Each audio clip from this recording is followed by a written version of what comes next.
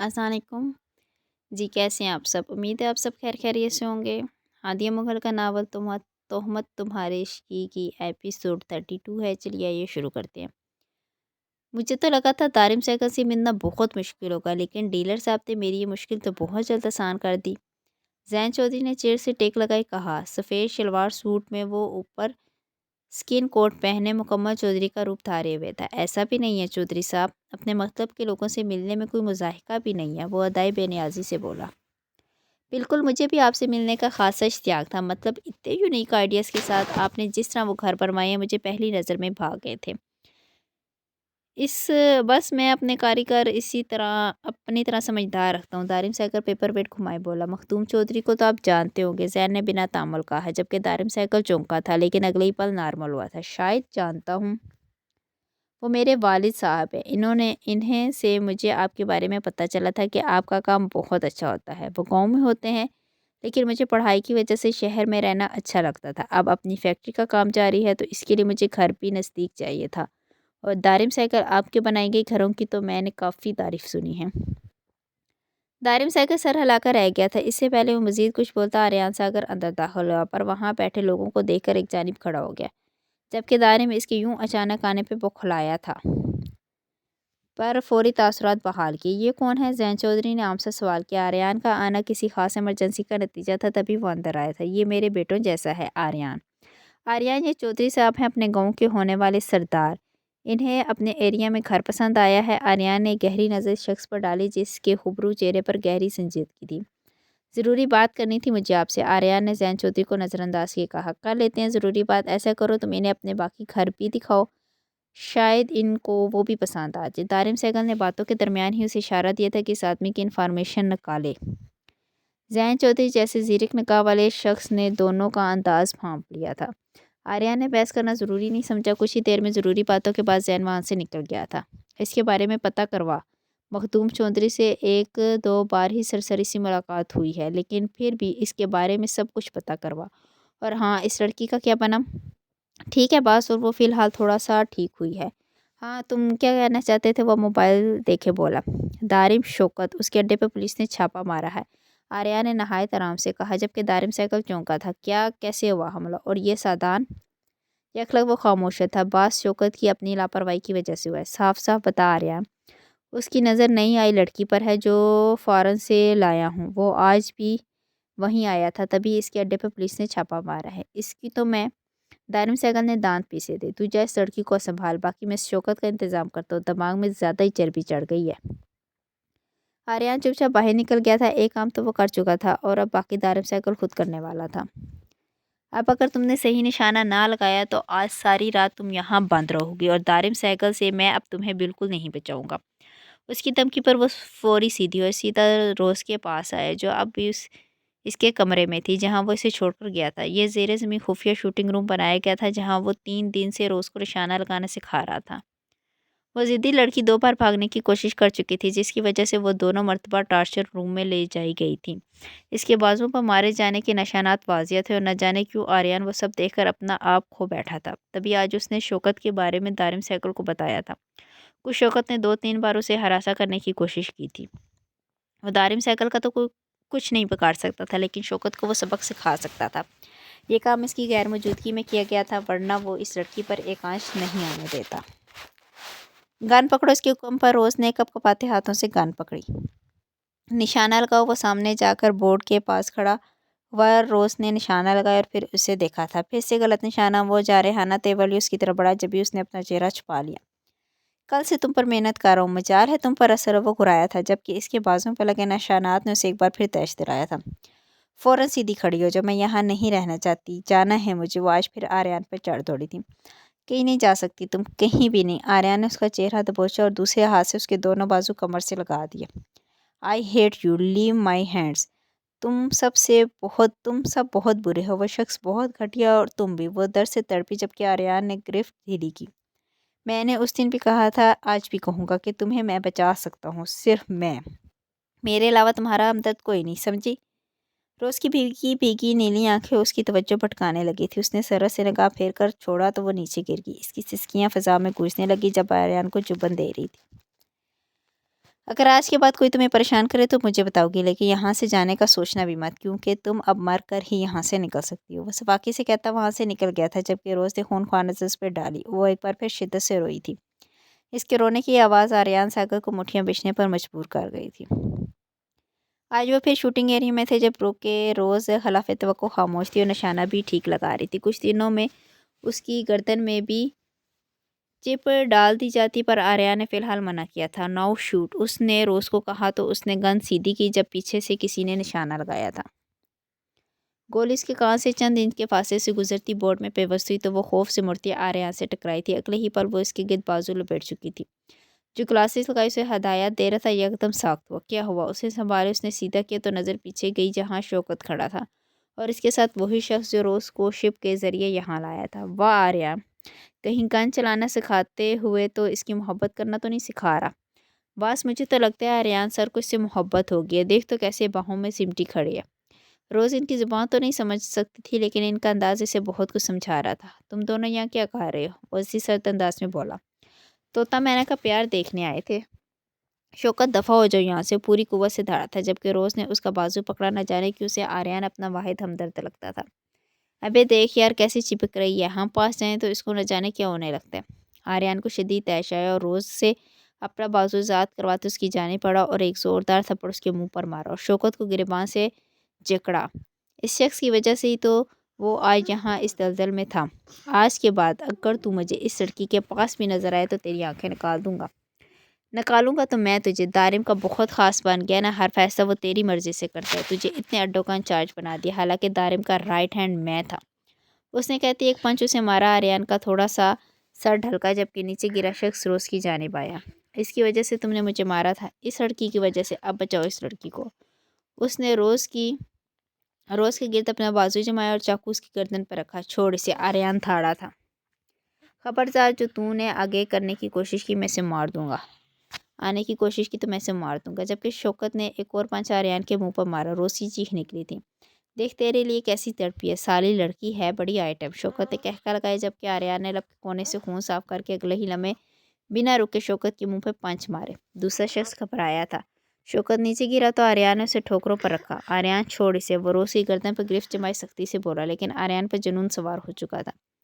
اس نے گھبرا کر روز کو ایک طرف پھینکا اور آریان کی طرف آیا۔ وہ چاقو سے اس پر وار کرنا چاہتا تھا، لیکن آریان نے اس کا ہاتھ بری طرح مڑوڑا تھا۔ شوکت اٹھ کر اپنی گن سنبھالتا اس کا رخ روز کی طرف کر چکا تھا۔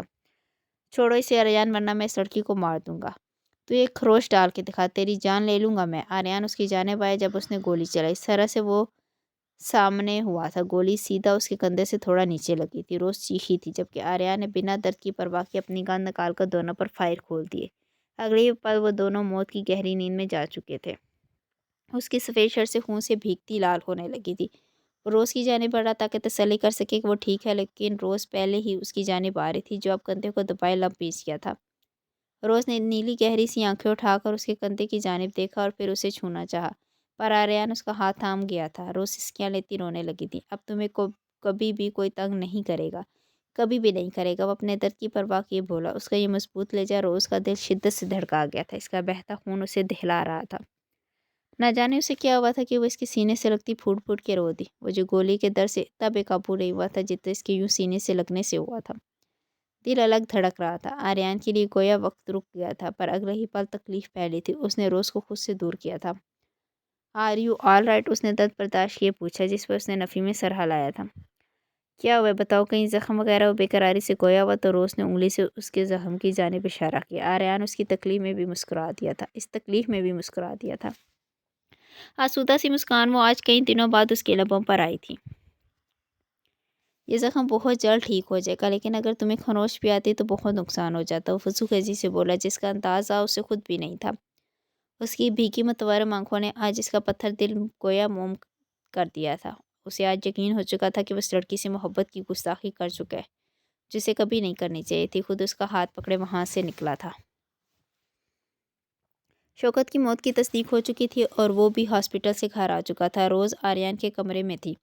اچھا کیا تو نے اسے مار دیا، ورنہ وہ کمینہ غداری کرنے لگا تھا، اور ایسے غداروں کی دارم سائیکل کے پاس صرف ایک سزا ہے۔ آریان نے ساری سچائی اسے بتائی تھی اور دارم سائیکل نے بھی جیسے تائید کی تھی۔ شوکت کی وجہ سے ان کا کافی نقصان ہوا تھا، جس کی وجہ سے دارم سائیکل کو اس کی موت کا ज़रा भी अफसोस नहीं था।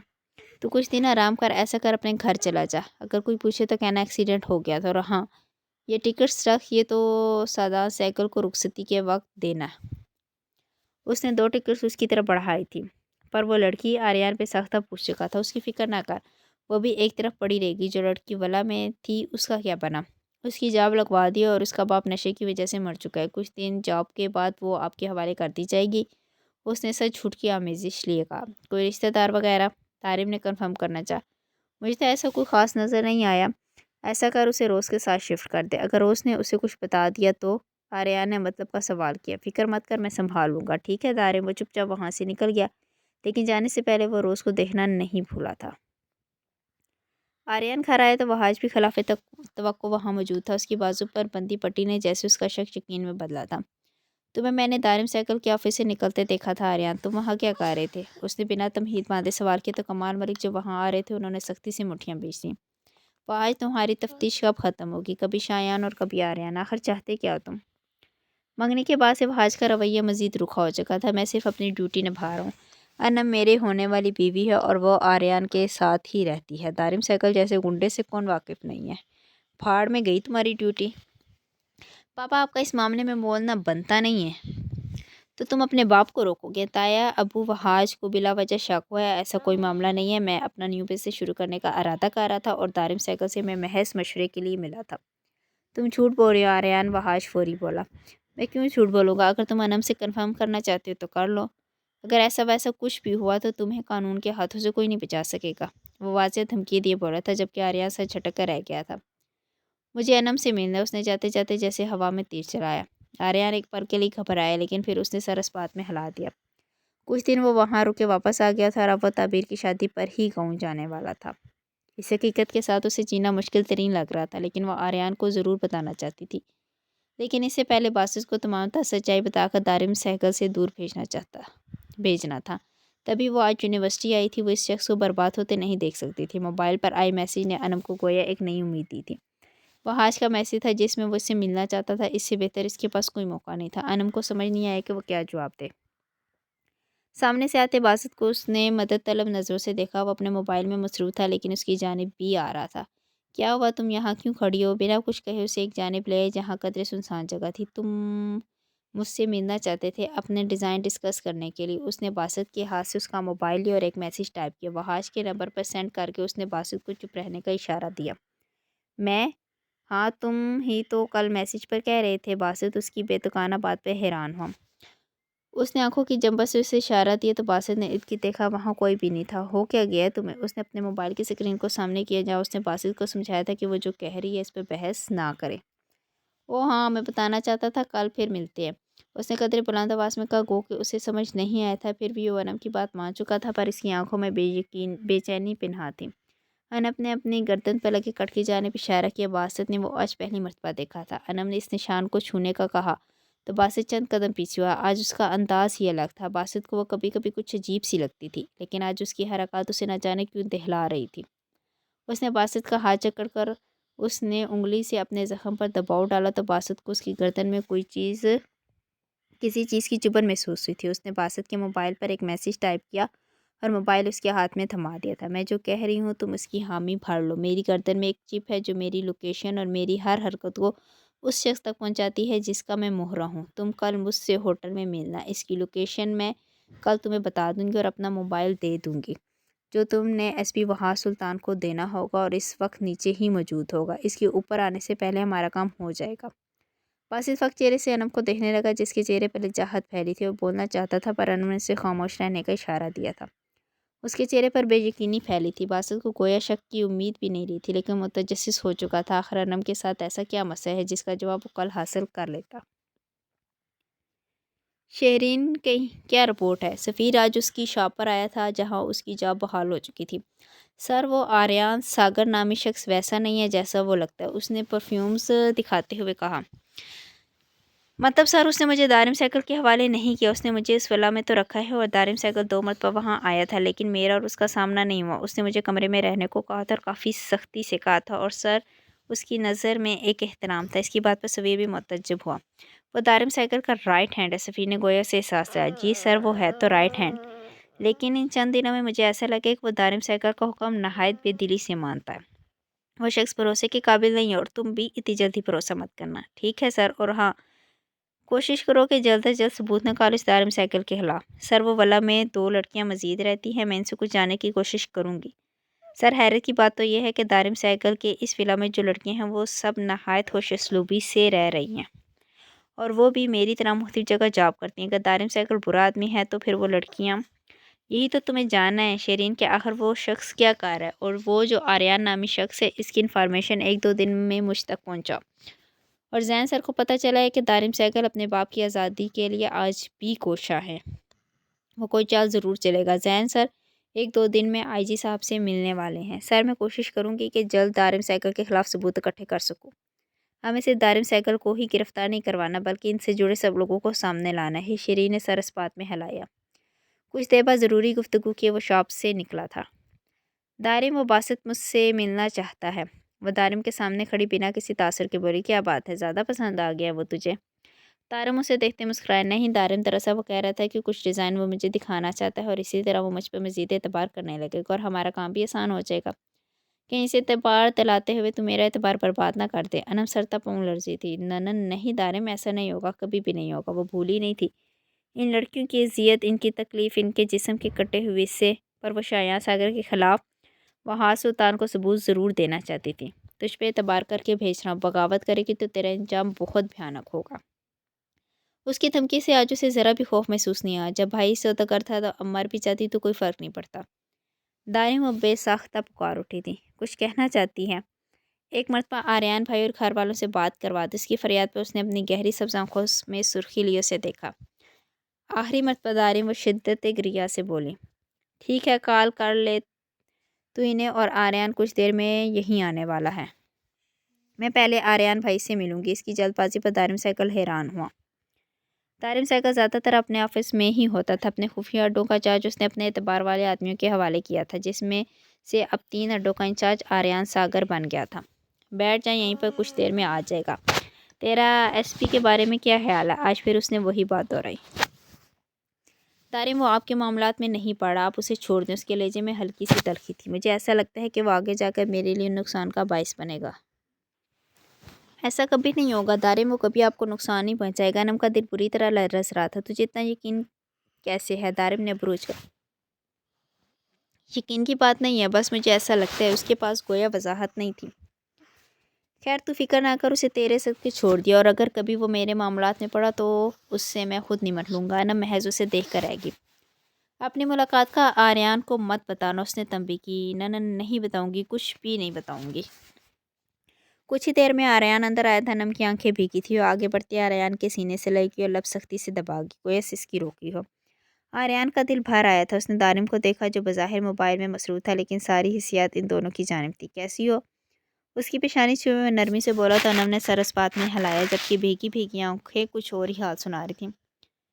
میں بہت جلد آپ کے پاس آ جاؤں گی بھائی۔ دارم کہہ رہے تھے کہ یہ میرا لاسٹ ٹارگٹ ہے۔ اس نے تفصیل بتائی اور آریان کو دیکھا، جو اس کی باتوں کا مطلب اخذ کرنے کی کوشش کر رہا تھا۔ ٹھیک کہہ رہی ہے، اور اگر اس دوران یہ ایس پی سے شادی بھی کر لے تو کوئی مضحکہ نہیں ہے، پھر باقی معاملات بعد میں ڈسکس کر لیں گے۔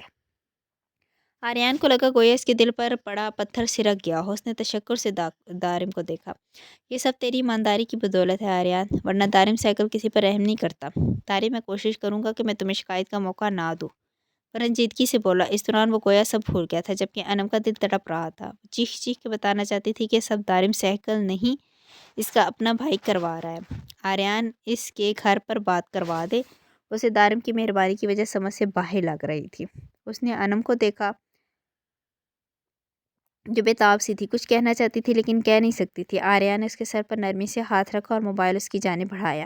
وہ ایک جانب جا بیٹھی۔ ثنا بیگم سے صنم سی باتیں کرتے وہ کبھی روئی تھی تو کبھی ہنستی تھی، لیکن اس دوران اس نے بالکل بھی شایان کا ذکر نہیں کیا تھا، جو کہ آریان کے لیے حیران کن تھا، پر وہ دارم کی موجودگی میں پوچھ بھی نہیں سکتا تھا۔ سر، آپ سے ملنے کوئی زین چودھری نامی شخص آیا۔ وہ مینشن ہی میں موجود تھے جب گارڈ نے آ کر انہیں اطلاع دی۔ ایاز احمد حیران ہوئے تھے۔ اس مینشن تک کسی کا آنا حیران کن بات تھی، اور وہ نام سن کر وہ چونکے تھے۔ اسے ڈرائنگ روم میں بٹھاؤ، میں آتا ہوں۔ اس وقت لاؤنج میں صرف یزدان اور ایاز احمد موجود تھے۔ موجود تھے۔ وہ اٹھ کر گئے تو یزدان بھی متجسس سا پیچھے ہو گیا۔ زین چودھری کو دیکھ کر ان کے ماتھے پہ بل نمایاں ہوئے۔ تم یہاں کیا کرنا ہے؟ وہ غصے سے بولے، جبکہ یزدان حیران ہوا تھا۔ یہ کون ہے بابا؟ وہ پوچھے بنا نہیں رہ پایا۔ تم جاؤ یزدان یہاں سے، انہوں نے یزدان کو جانے کا کہا۔ غلطی میرے چچا کی ہے، مانتا بھی ہوں، لیکن وہ آپ کی بہن بھی ہیں جس سے آپ اتنے سالوں سے تعلق ختم کیے بیٹھے ہیں۔ زین متانے سے بولا، چچا مطلب آپ کون ہیں؟ یزدان آگے آیا۔ دور کا کزن کہہ سکتے ہو۔ وہ یزدان سے قریباً 6-7 سال بڑا تھا، لیکن اس کا انداز بہت نرمی لیے تھا۔ میں رشتے بحال کرنا نہیں چاہتا زین چودھری، جو ذلالت میں نے برداشت کی ہے اس کا تمہیں اندازہ بھی نہیں ہے۔ جانتا ہوں انکل، پر منزہ چچی آپ سے ملنے کے لیے بہت روتی ہیں، اگر آپ ایک مرتبہ۔ قطعی نہیں، انہوں نے سرد سے انکار کر دیا۔ یزدان تم جاؤ یہاں سے۔ بابا ایک بار آپ کو ان کی بات مان لینی چاہیے۔ یزدان، انہوں نے سختی سے کہا تو منہ بنائے وہاں سے نکلا، لیکن جاتے ہوئے زین کو دیکھنا نہیں بولا تھا جو اسے ہی دیکھ رہا تھا۔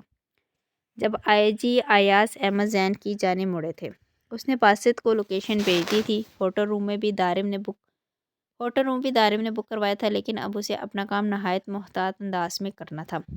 بلو چست جینس کے اوپر چھوٹی سی شرٹ پہنے وہ چہرے پر ڈارک میک اپ کیے ایک بے باک لڑکی لگ رہی تھی۔ یہ اس کے کام کا حصہ تھا۔ اپنی انہی اداؤں کی وجہ سے وہ اپنے ٹارگٹ کو قابو کرتی تھی۔ وہ ہوٹل میں آئی تو رش خلاف توقع کم تھا۔ اس کا دل بری طرح لرز رہا تھا، جبکہ ہاتھوں میں نمی پھیلی تھی۔ وہ روم کی چابی لیے اوپر آئے۔ اندر داخل ہو کر اس نے دروازہ بند کیا اور خود بیڈ کے کنارے بیٹھی۔ دارم سائیکل کو اس پر شک نہیں ہوا تھا، اس لیے وہ مطمئن تھی۔ اب محض باسط کے آنے کا انتظار تھا۔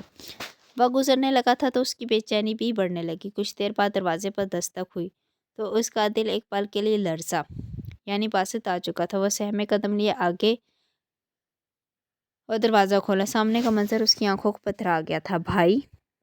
سامنے شایان ساگر کھڑا تھا۔ آنکھوں میں آگ سی تپش تھی۔ انم کا گویا دل رکا تھا، جبکہ پاؤں کے نیچے سے زمین کھسکتی محسوس ہوئی۔ اس نے سہم کا دروازہ بند کرنا چاہا جب اس کے آدمی آگے بڑھ کر دروازے کو دھکا مارتے سے کھول چکے تھے۔ انم پیچھے گئی تھی۔ کمر زمین سے لگی تو وہ درد سے تڑپ اٹھتی، پر شایان کا خوفناک روپ، وہ سب اسے پیچھے کھسکنے پر مجبور کر تھے۔ آپ یہاں کیا کر رہے ہیں؟ وہ خوف و ہراس میں لپٹی بولی۔ تم اپنے بھائی کو جیل پہنچاؤ گے، اس بھائی کو جو تمہیں دارم سائیکل سے بچاتا آیا ہے۔ شایان نے اس کے بال مٹھی میں جکڑ کر اسے کھڑا کیا۔ وہ درد سے لب کاٹتی سسکی تھی۔ بچایا تھا یا بیچ دیا تھا؟ وہ درد سے چیخی۔ بیچا ہی تھا انم، پر آج لگ رہا ہے میں نے بہت غلط کیا، بہت زیادہ غلط۔ اس نے سختی سے بال مٹھی میں جکڑ لی، جبکہ بری طرح سے سختی بال آزاد کروا لینا چاہتی تھی۔ لاؤ اس کا اندر، جو ہمدرد پن اس کی مدد کرنے والا تھا، شایان نے ہاتھ کے اشارے سے کہا، جبکہ انم کی سانس حلق میں ہی اٹکی تھی۔ کیا وہ جان گئے تھے کہ وہ باسط کی مدد سے فرار ہونا چاہتی تھی؟ ساری سچائی وہ حاج تک پہنچانے والی تھی۔ بھائی اسے چھوڑ دے، اس کا کوئی قصور نہیں ہے، پلیز بھائی چھوڑ دے۔ وہ باسط کو دیکھے گڑگڑائی، جو ان کی گرفت میں چٹپٹا رہا تھا۔ اسے چھوڑ دو، اس وسعت کی جڑ کو جس نے تمہیں باغی بنا دی، جس کے ساتھ مل کر تم وہاز سلطان کو یہ ثبوت دینا چاہتی تھی۔ اس نے انم کا موبائل اس کی پاکٹ سے نکال کر سامنے کیا، جس میں وہ دارم سے بات کر رہا تھا۔ ایک بار مجھے چھوڑ دو، پھر میں تمہیں بتاؤں گا کہ میں کون ہوں۔ باسط گرایا تھا، جبکہ اس کے آدمی اسے مارنا چاہا۔ اس سے خروش نہیں آنی چاہیے، اس نے اپنے آدمی کو حکم دیا، جبکہ انم حیرانگی سے بھائی کو دیکھا جو شفاق بھیڑیا بنا کھڑا تھا۔ یہ بھی احساس نہیں تھا کہ اپنی بہن کو تکلیف دے رہا ہے، اس بہن کو جس نے اپنی فیملی کی خاطر خود کو اذیت میں پھینک دیا۔ بھائی میں دارم سائیکل کے پاس واپس چلی جاؤں گی، سب ثبوت مٹا دوں گی، پر باسط کو چھوڑ دے، وہ بہت معصوم ہے۔ انم کی التجا پر بھی شایان ساگر کے چہرے پہ کوئی تاثر نہیں ابھرا۔ نہیں انم، میں تمہیں زندہ نہیں چھوڑ سکتا۔ تم نے میرے سب سے بڑے دشمن وہاز سلطان کے ساتھ مل کر مجھے برباد کرنا چاہے، جو میں قطعی برداشت نہیں کر سکتا۔ اس کی وجہ سے میں جیل میں گیا، میری بدنامی، جو ذلت برداشت کی، اس کا تمہیں ذرا بھی اندازہ نہیں ہے۔ وہ دانت پیسے گرایا۔ اس نے اگلے ہی پل انم کے بالوں کو چھوڑا تھا۔ وہ سیدھا بیڈ پہ گری، پر فوری اٹھتی بیڈ سے نیچے اترتی دیوار سے جا لگی۔ اسے یہاں لاؤ، اس نے اپنے آدمیوں کو کہا۔ وہ باسط کو گھسیٹتے انم کے پاس ہے۔ بھائی میں کسی کو کچھ نہیں بتاؤں گی، میں دوبارہ دارم سائیکل کے پاس۔ وہ خوف سے لفظ مکمل نہیں کر پائی تھی، جبکہ ایک آدمی نے آگے بڑھ کر اس کی کلائی کو جکڑا اور چاقو سے ایک گہرا کٹ لگایا۔ تیز دھار چاقو کی وجہ سے کلائی سے بھل بھل خون بہنے لگا، جبکہ اس کی آنکھوں کے گرد اندھیرا پھیلا تھا۔ چھوڑ دو اسے، رک جاؤ، باسط بری طرح تڑپ کر چیخا، جب اس آدمی نے اپنا چاقو صاف کیا اور باسط کے ہاتھ میں پکڑ کر دبا دیا کہ وہ چاقو چھوڑ ہی نہیں پایا تھا۔ چھوڑو مجھے، باسط کا بس نہیں چاہ رہا تھا کہ وہ کیا کر گزرے۔ اچھا نہیں کیا تم نے انم، بالکل بھی۔ تمہیں مارنا نہیں چاہتا، لیکن مجبور ہوں۔ دارم سائیکل کے مجھ پر بہت احسانات ہیں، قدم قدم پر اس نے مجھے سپورٹ کیا ہے، اب اس کے ساتھ میں غداری نہیں کر سکتا۔ تو اپنی بہن کو مار دے گے؟ तो वह हसरत से बोली कि शायान लब पींच कर रह गया, चेहरा लहू रंग होने लगा। वो तुम्हारी बहन है शायान, मत मारो इसे। तुम चाहते हो ना कि मैं तुम्हारे खिलाफ सबूत पुलिस को ना दूं तो नहीं दूंगा, ये राज खुद में दफन कर लूँगा। पर अनम को छोड़ दो, बासत बेसाख्ता फरियादी हुआ। पकड़ो इसका हाथ, शायान बेहिस बना बोला, जबकि इस आदमी ने बासत के हाथ से अनम की दूसरी कलाई काटी थी। एक लम्हे के लिए वो कांप उठा था, इनकी गिरफ्त में वो बुरी तरह तड़पा, लेकिन बेसूद रहा। वो दर्द से चीखी थी, सफ़ेद शर्ट खून आलूद हो चुकी थी, वो ज़मीन पर गिरी थी। शायान ने रुख मोड़ लिया, जैसे हिम्मत ना हो बहन को तकलीफ में देखने की। मैं तुम्हें कभी ना मारता अनम, पर मैं मजबूर हूँ, बहुत मजबूर। उसने रुख मोड़े आंखें बंद की और रज़ियत से कहा, आप मजबूर नहीं भाई, आप खुद मुख्तियार हैं, आप दरिंदे हैं, आप सफाक हैं, आप मेरे और आर्यन भाई के सबसे बड़े मुजरिम हैं। आपकी वजह से हमने इतने साल अजियत सही। अच्छा है मैं आज मर ही जाऊँ, क्योंकि ताउम्र इस गलीज़ अजियत के साथ नहीं जी पाऊँगी। आपको अल्लाह भी माफ़ नहीं करेगा, कभी भी नहीं करेगा। अनम शायान सागर की जाने मुड़ा। मैं ऐसा नहीं चाहता अनम, लेकिन तुमने मुझे मजबूर कर दिया, और जो भी मेरे रास्ते में आएगा इसके साथ यही सब होगा। भाई मैं आपको कोई अजनबी नहीं, आपकी बहन हूँ। वो एक बार फिर चीखी। बहन भाई माँ बाप ये सब रिश्ते मेरे लिए मायने नहीं रखते। उसने गोया सफाकत की इंतहा की थी, और अनम को एहसास हुआ था कि अब कुछ कहना ही फजूल है। उसे सनम का ख्याल आया था, जो छोटी थी और मासूम थी। मैं तो सब खो चुकी हूँ भाई, लेकिन मेरी दुआ है कि सनम आपके जुल्म से बच जाए। अल्लाह उसकी हिफाजत करेगा, वो बहुत मासूम है। अगर वो आपका ये रूप देख ले तो जीते जी मर जाएगी, लेकिन मुझे पूरा यकीन है कि अल्लाह उसकी हिफाजत करेगा। मैं सनम को अल्लाह के हवाले करती हूँ। उसकी भीगी पुरसोस आवाज़ शायान के कानों में चुभने लगी थी। इस वक्त भी अपना आप नहीं अपनी बहन का सोच रही थी। शायान ये मत करो, अनम को बचा लो। बासत के आंसू बहते, आवाज़ भी नम कर गई, लेकिन शायान नहीं मुड़ा। नहीं बासत, अब नहीं। मर जाऊंगी तो सजिए से रहाई मिल जाएगी, फिर और कोई मेरे हाथों बर्बाद नहीं होगा। अनम नहीं, ऐसा मत कहो। शायान छोड़ दो अनम को, एक बार फिर फरियादी हुआ था। मैं तुमसे मोहब्बत करने लगी थी बासित, बहुत मोहब्बत, पर तुम मेरी किस्मत में नहीं। सनम की हिफाजत करना, उसकी हिफाजत करना। और ये इंकशाफ जैसे बासित की दुनिया हिला गया था। एक मरती हुई लड़की उससे इस मोहब्बत का इजहार कर रही थी, फरियाद कर रही थी, और बेबस था। ऐसा लगा जैसे जंजीरों में जकड़ा हुआ, उसका दिल चाह खुद को ख़त्म कर ले। अगले ही बार शायान ने अपने आदमी को इशारा दिया, जब बासत के हाथों अनम का गला काट दिया गया। अल्लाह आपको माफ़ नहीं करेगा, अनम ने नहायत तकलीफ से कहा, फिर फटी आंखों से तड़पती चंद पल में ही ठंडी पड़ गई। पर बासत की दिलखराश चीखें फ़ज़ा में गूंज उठी थी। उसके आदमियों ने फौरी से छोड़ा। वो बुरी तरह तड़पता अनम के पास गिरा। अनम अनम मैंने नहीं, अनम उठो, अनम मैंने तुम्हें नहीं मारा। वो बुरी तरह अनम को झंझोड़े हिज़्यानती हुआ। हिसाब झगड़े गए थे, मार दिया तुमने अपनी बहन को, तुमसे बड़ा दरिंदा कोई नहीं हो सकता। वो उठकर इस पर झटपटना चाहता था, जब एक बार फिर वो उनकी गिरफ्त में आया। छोड़ो मुझे, वो चीखा। शायान ने उसे देखा और फिर हाथ में पकड़ा मोबाइल शिद्दत से दीवार पर मारा। मोबाइल के साथ गोया सबूत भी मिट गए थे। सारे सबूत मिटाओ और चाकू पर इसकी उंगलियों के निशान पक्के करो। कोई एक भी सबूत रहा तो मुझसे बुरा कोई नहीं होगा। बिना अनम को देखे सतपन से बोला। शहद रंग आंखों में लहू भर आया था। आज उसने क़यामत ही तो बर्पा की थी, एक बहन को मार दिया था, सिर्फ खुद को बचाने के लिए, अपनी साख बचाने के लिए, तारम का एतमाद जीतने के लिए। वो इंसानियत से गिर गया था, और अब हिम्मत नहीं थी कि वो अपना किया गया गुनाह अपनी आंखों से देखता। बासत की चीखें थम गई थी। वो होटल से निकलते ही मैनेजर को इशारा कर चुका था, जो अब सारा मामला संभालने वाला था।